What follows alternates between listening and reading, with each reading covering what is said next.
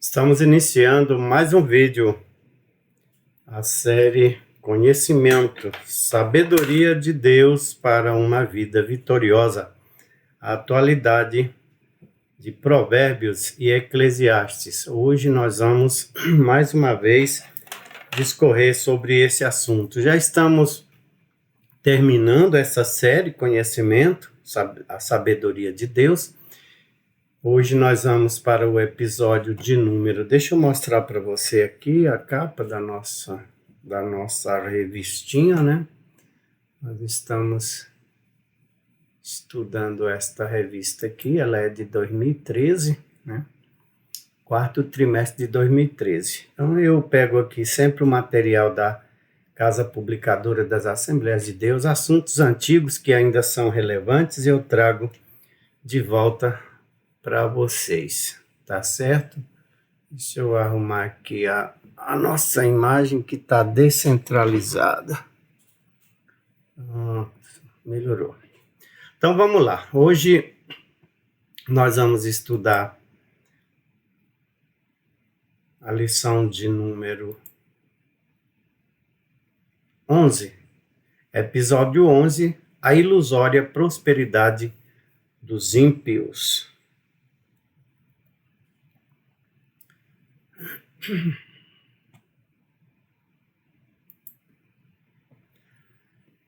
Tudo sucede igualmente a todos. O mesmo sucede ao justo e ao ímpio, ao bom e ao puro, como ao impuro. Assim também ao que sacrifica como ao que não sacrifica. Assim ao bom como ao pecador, ao que jura como ao que teme o juramento. Eclesiastes capítulo 9, versículo 2, são palavras do rei Salomão. Então ele dizia que tudo sucede igualmente a todos, indistintamente, as coisas vão acontecendo, independente do que você seja ou deixe de ser. Embora debaixo do sol o fim para justos e injustos pareça o mesmo, as Escrituras deixam claro que na eternidade os seus destinos serão bem diferentes. E eu quero me apresentar para você. Eu sou o pastor Anísio Andrade da Silva, presidente do Ministério Apologético Boas Novas. Ministério Apologético Boas Novas tem sede no condomínio residencial Asa Branca, quadra C, lote 6, loja 1, em Brasília, no Distrito Federal. Por que o justo sofre? Você sabe me responder esta pergunta? Por que os justos sofrem? Por que os ímpios prosperam? Você também sabe responder essa pergunta? Por que o mal existe? Essas perguntas são feitas a muitos, por filósofos, cientistas e por que não cristãos sinceros. O problema é que a teologia da prosperidade que afirma o crente não sofre, propagada nas últimas décadas no universo evangélico, tem prestado um grande desserviço para a Igreja de Cristo. Precisamos entender que enquanto estamos presentes nesse mundo e embora justificados por Cristo, fazemos parte de uma criação não regenerada, anelando por sua transformação no devido tempo. Romanos 8, versículos 18 ao 23. Mas por intermédio do Espírito Santo, temos a grandiosa promessa de que Jesus Cristo estará conosco até a consumação dos séculos. Mateus 28, versículo 20. Então você hoje vai aprender. Provavelmente eu vou conseguir responder essas perguntas para você, não sei.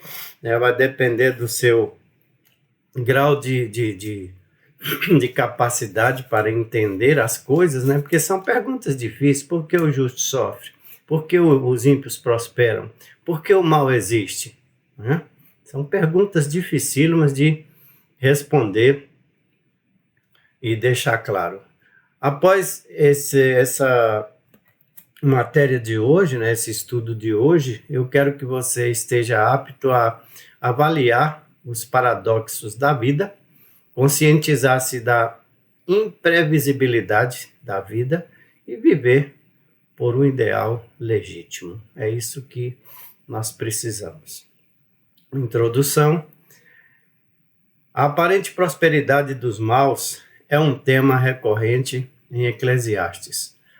Nos Salmos, Davi aborda essa questão fazendo a seguinte pergunta: por que os justos sofrem e os ímpios prosperam? Salmo 73. Nesse mesmo tom, Salomão observa que debaixo do sol os injustos parecem levar vantagem sobre os justos, mas que quando ambos são nivelados por Deus na arena da vida, constata-se que os justos e os injustos terão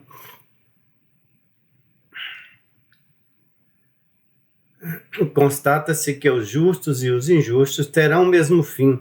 Mas como o sábio de Eclesiastes, concluímos que a justiça é melhor que a injustiça. É preferível ser sábio do que agir como um tolo, pois seremos medidos pelos padrões de Deus, não pelas circunstâncias da vida. Então, quando se trata de vida secular, todos nós seremos nivelados um dia. Quando? Quando a morte nos alcançar.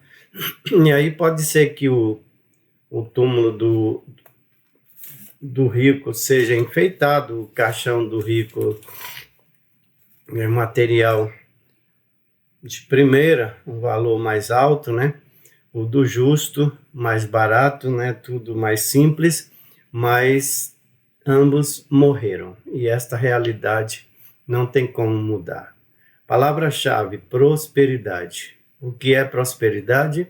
Estado do que é ou se torna próspero. Fartura de alimentos e bens de consumo.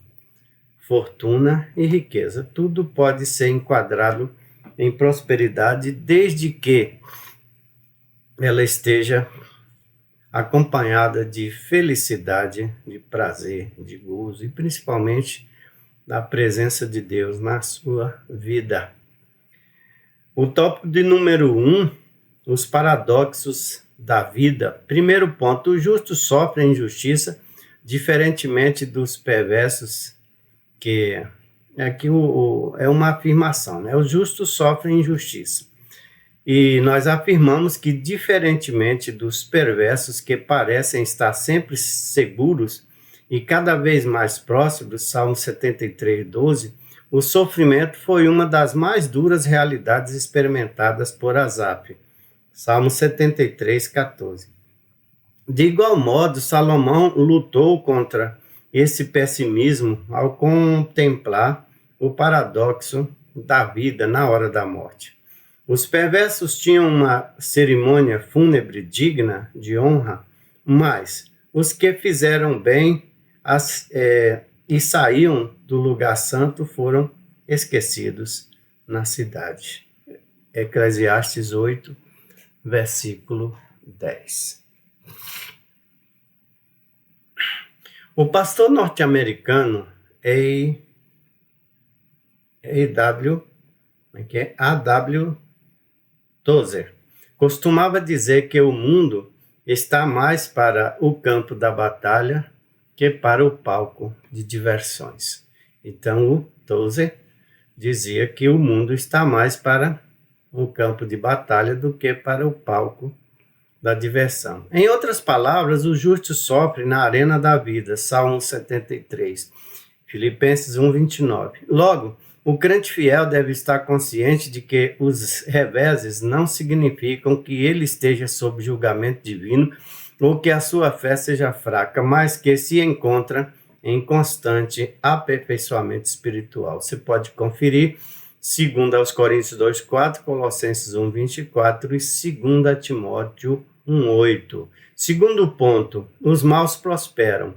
Enquanto os justos padecem, Davi e Salomão constataram a prosperidade dos ímpios, Salmo 73, 1 ao 3, Eclesiastes 7, 15.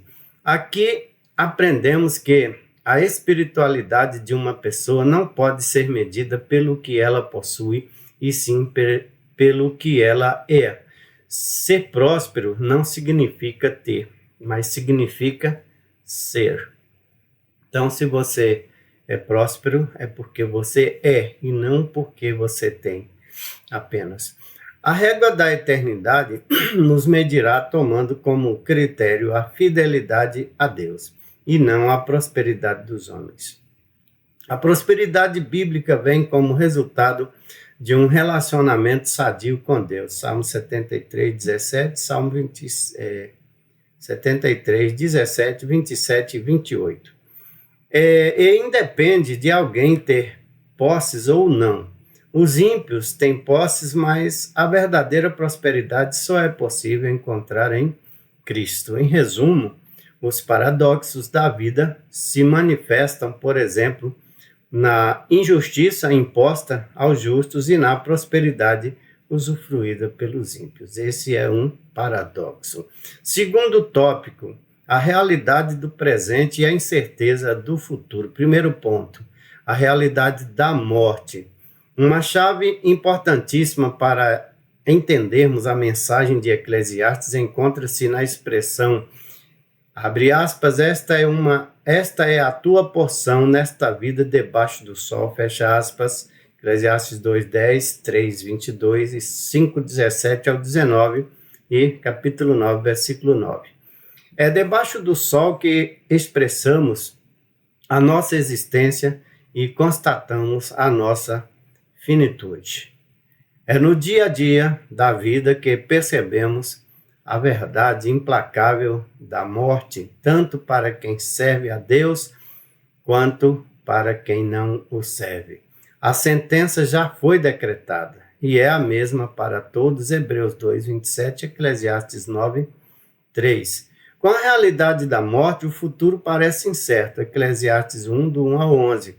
O apóstolo Paulo, porém, diz que se a nossa esperança se limitar apenas a esta vida, somos os mais infelizes dos homens. 1 aos Coríntios, capítulo 15, versículo 19. Em Cristo temos a vida eterna. Segundo ponto, a certeza da vida eterna. Salomão escreveu Eclesiastes sob uma análise puramente existencial. Quem está do lado de lá, da eternidade, não participa do lado de cá da existência. Nesse aspecto, abre aspas, os mortos não sabem coisa nenhuma, fecha aspas, são palavras de Salomão, Eclesiastes 9, versículo 5.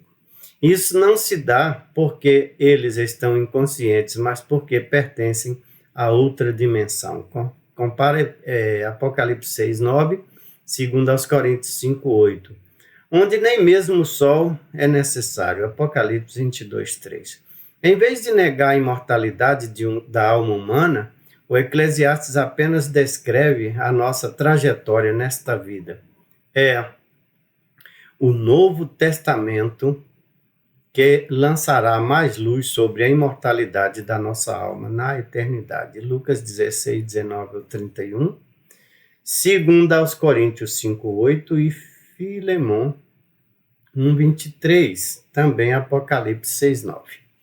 Em resumo, em vez de negar a imortalidade da alma, Eclesiastes apenas descreve a nossa trajetória nessa vida.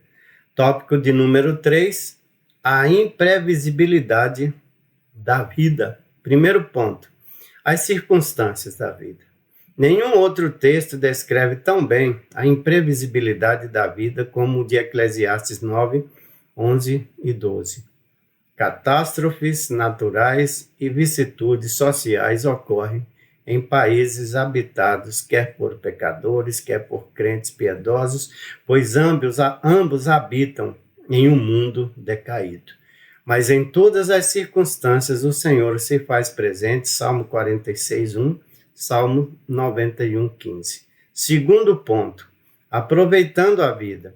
Cientes de que teremos dissabores na vida, o que podemos fazer a respeito? Mergulhar em um sombrio pessimismo ou tornar-se indiferente aos problemas? É bem verdade que muitos se deprimem quando a calamidade chega. Ela assusta, amargura-nos, faz com que nos isolemos. Mas o rei Salomão sabia que a vida debaixo do sol não era fácil nem justa. Ele não negou esse fato e muito menos fugiu da sua realidade. Contrariamente, o pregador incentivou-nos a viver, em meio à imprevisibilidade da vida, aquilo que nos foi dado como porção. Eclesiastes 9, 7 e 9. Em Cristo somos chamados para viver a verdadeira vida, conscientes de sua finitude terrena, mas esperançosos quanto à sua eternidade celeste. 1 Coríntios 15, 19. Em resumo, as circunstâncias da vida revelam a sua imprevisibilidade e, por isso, devemos aproveitá-la da melhor maneira possível. E aí vem uma pergunta: de que maneira você gosta de aproveitar a sua vida? Quais são os parâmetros traçados por você para aproveitar a vida? Dessa pergunta, ou da resposta a essa pergunta, vem as condições em que você se encontra. Se você aproveita a vida na farra, na bebedeira, na bagunça, na balada, você é uma pessoa que precisa ainda se reencontrar. Porque o verdadeiro aproveitar da vida é quando nós temos condições de manter comunhão com Deus, receber o Espírito Santo de Deus em nossas vidas e vivermos uma vida digna, santa e em comunhão com os irmãos. Isso é que é aproveitar a vida. Vivendo por um ideal. Esse é o tópico de número 4. Primeiro ponto, a morte dos ideais. Eclesiastes 9, 14 e 15 narra a história de um povo que se esqueceu de um sábio idealista por ele ser pobre. Tal fato denota uma cultura onde os ideais não mais existem. Como é atual a leitura de Eclesiastes? A cultura contemporânea também perdeu os seus ideais. Lembremos-nos de que uma das marcas de nossos dias é a relativização do absoluto. Cada pessoa vai buscar uma verdade para si mesma. Isso tende a tornar as pessoas mais individualistas e narcisistas, preocupadas apenas consigo mesmas e tremendamente desinteressadas pelo próximo. Vivendo por um ideal, mesmo sabendo que as boas ações nem sempre serão reconhecidas, Salomão acredita que devemos ter um ideal elevado e firmado em Deus. Eclesiastes 9, 16 ao 18. Vivendo em uma sociedade relativista e vazia de idealismo, não há garantia de qualquer reconhecimento pelo fato de crermos e vivermos os valores morais e espirituais prescritos pela Bíblia. Contudo, vale a pena viver por um ideal. O cristão maduro sabe das causas pelas quais devemos lutar. Atos 20, 24, Efésios 3, 14, 2 Timóteo 4, 7. Em resumo, o tópico de número 4, o cristão maduro, através do Evangelho, sabe bem das causas pelas quais devemos lutar nesta vida. Eu quero trazer para você o subsídio bibliográfico, auxílio bibliográfico, né? São 2 hoje nós estamos com um tempo bom, estamos com 20 minutos de live ainda. Então eu quero concluir o estudo propriamente dito, e a conclusão que nós chegamos é a seguinte: a vida debaixo do sol mostra-se como ela realmente é. Às vezes parece sem sentido e muitas outras cheias de paradoxos, mas a vida precisa ser vivida. Salomão não apenas observou essa dura realidade, mas também a experimentou. Para não cairmos num pessimismo impiedoso e tampouco no indiferentismo frio, devemos viver a vida a partir da perspectiva da eternidade. Então, tomaremos a consciência de que, na vida terrena, há ideais dignos pelos quais devemos lutar. Assim, evitaremos as armadilhas do pessimismo. Vivamos, pois, a nossa vida de maneira a glorificar o Pai Celeste. Vamos, então, finalizar o estudo de hoje com o auxílio bibliográfico. Deixa eu colocar para você aí na sua telinha. Pronto. Subsídio apologético, Salmo 88, o salmo que termina sem resposta. O salmista, de acordo com o título, Emã e o Ezraíta, se comprometeu em dar a Deus a glória pela resposta à oração. O salmista que sofre atribui a sua vida de aflições a Deus. Teus terrores. Ele fala teus terrores, né? Salmo. Depois você lê o Salmo 88 para você entender melhor esse subsídio. A tua indignação. Este é o realismo da fé. Deus é soberano, mas sobre as circunstâncias difíceis que o seu povo, mesmo sobre as circunstâncias difíceis que o seu povo deve suportar, ele é soberano. Tudo tem um propósito na realização do plano de Deus, embora no momento da dor seja difícil compreendê-lo. Se o salmo parece terminar com um tom negativo, há duas considerações que se aplicam. Em primeiro lugar, por mais que o orador sentisse que Deus o tinha abandonado, ainda falava com ele. Então isso é importante, né? Muitas vezes a gente sente que está só, mas mesmo pensando, achando que estamos sós, nós ainda invocamos o nome do Senhor.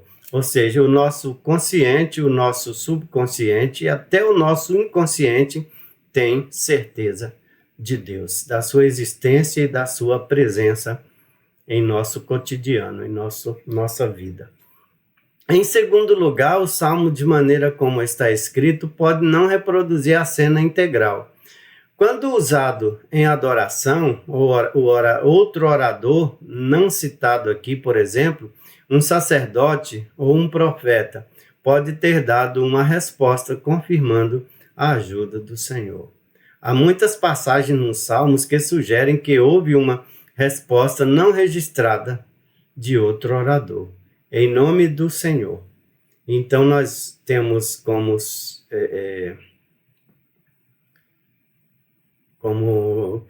créditos aqui, nós vamos dar os créditos à Bíblia de Estudo Pentecostal, a Bíblia de Estudo, Defesa da Fé, Questões Reais, Respostas Precisas, Fé Solidificada, primeira edição, Rio de Janeiro, CPAD 2010, página 945.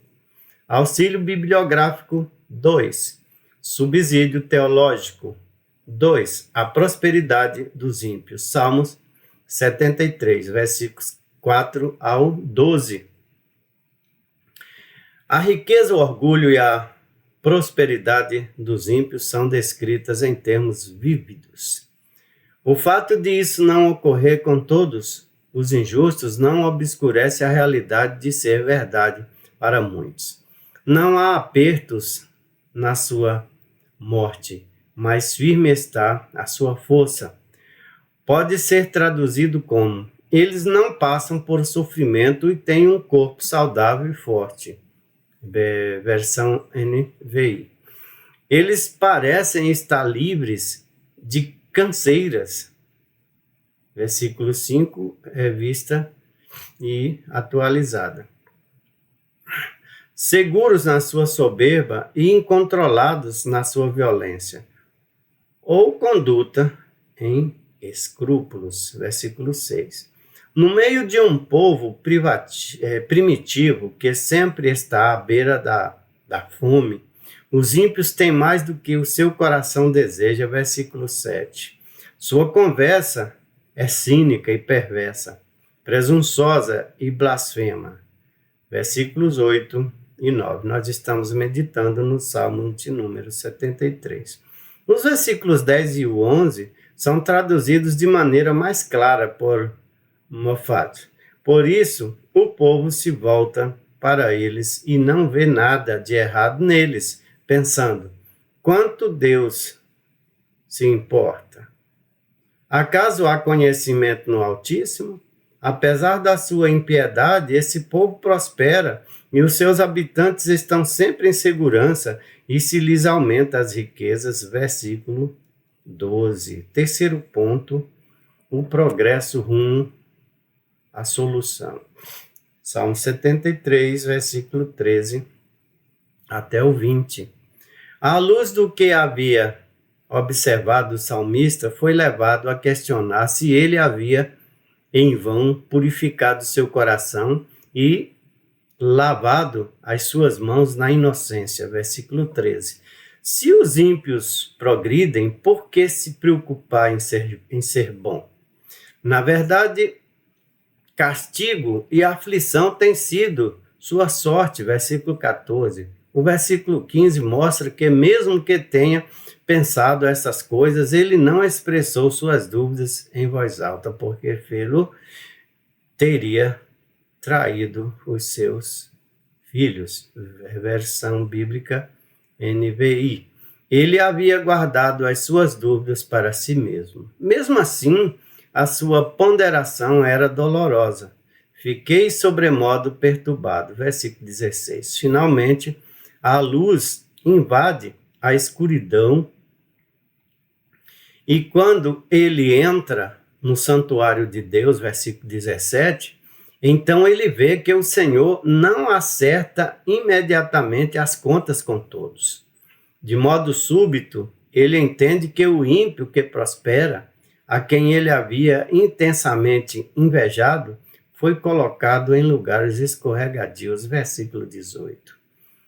E destinado à destruição, versículo 18 também. Desolação e terrores são o seu destino, versículo 19. Como tudo muda em um sonho, versículo 20. No momento em que se acorda, assim ocorrerá que Deus acordar para julgar. Tudo será invertido, como ocorreu com o rico e Lázaro. Lucas 16, 19 ao 31. Desprezarás a aparência, imagens, Berkeley deles, desprezarás a aparência deles. Então, vou colocar para você aqui a referência, porque eu não consigo ler isso aqui. É muita coisa em inglês. Bom, nós temos aqui comentário bíblico, Biacon, Jó e Cantores e Cantares de Salomão, volume 3, publicado pela CPAD em 2025, nas páginas 222 e 223. Então, por hoje é só. Eu agradeço pela sua paciência, agradeço pelo seu tempo que você dedicou a ouvir, a assistir o nosso vídeo. Eu peço a Deus que Ele mesmo abençoe a sua vida e te dê tudo de bom que você almeja em termos de prosperidade, felicidade, que a sua vida seja uma bênção nas mãos de Deus. Então nós vamos continuar ainda essa semana, se Deus quiser, com essa série, acerca do conhecimento.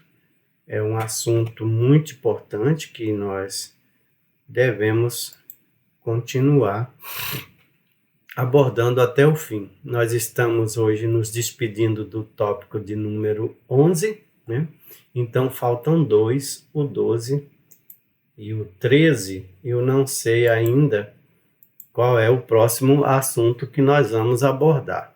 Então, estamos na reta final de sabedoria de Deus para uma vida vitoriosa. Eu agradeço a Deus e a você que nos acompanhou. Fique com Deus, a paz do Senhor Jesus, e que o amor de Deus, que a graça do Senhor Jesus Cristo, que a comunhão, a consolação e os dons do Espírito Santo seja comigo, contigo e com todo o povo de Deus na terra, não só hoje, mas para todo sempre. E você que acabou de assistir esse vídeo, escreva aí nos comentários. Amém. Fique com Deus e até breve.